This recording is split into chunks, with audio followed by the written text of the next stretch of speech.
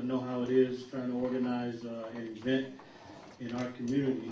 So I really am thankful to be able to share with you some of my primary research or first-hand research, and I'd really be honored to be able to have the forum and the time to really share with you what I think are critical issues as it relates to Africana studies.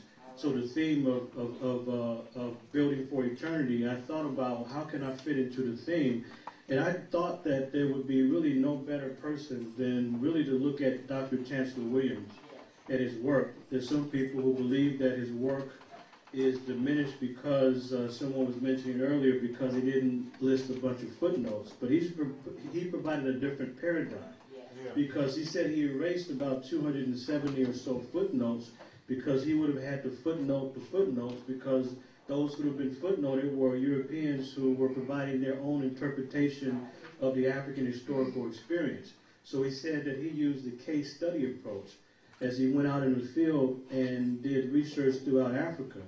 And he provided this in his monumental book, and what I want to share today or tonight is excerpts from his book, The Destruction of Black Civilization.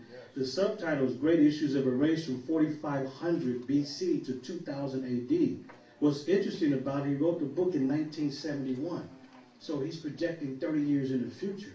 And Chancellor Williams inspired my work and the work of so many others, so that's really what I want to share today as we look at this theme of building for eternity, because Chancellor Williams, as an elder scholar and historian, laid out a path and a framework that if we embrace it, we cannot do anything other than great things.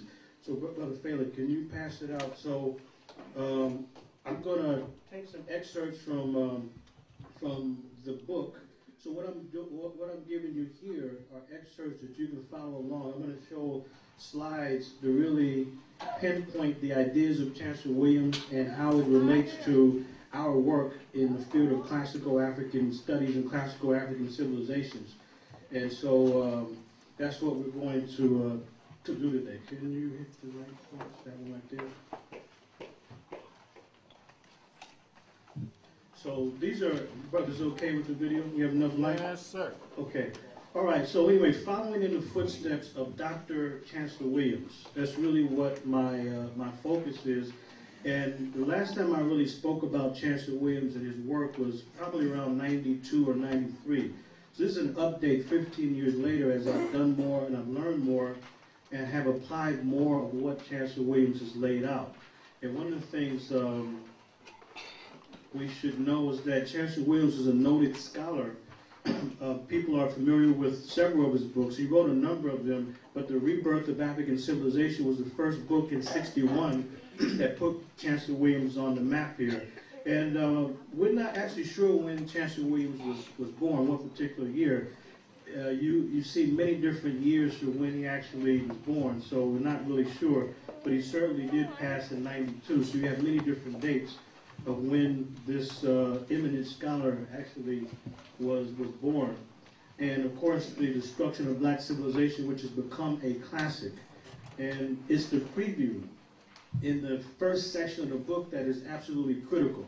And if we look at the preview, this is when we get insight of what research methodology should be about. First-hand methods, first-hand research, and exactly how one should go about his or her work. That's what Chancellor Williams lays out. Now, he's not the first to do first-hand research or primary research. In fact, there were others as well. Now, you all know who these individuals are here. On the left, we have Dr. Clark, Dr. John Henry Clark in the middle, Dr. Ben, and then Chancellor Williams. He was a few years older than these great scholars, but this is a classic picture of those who've been working in the field of classical African civilizations.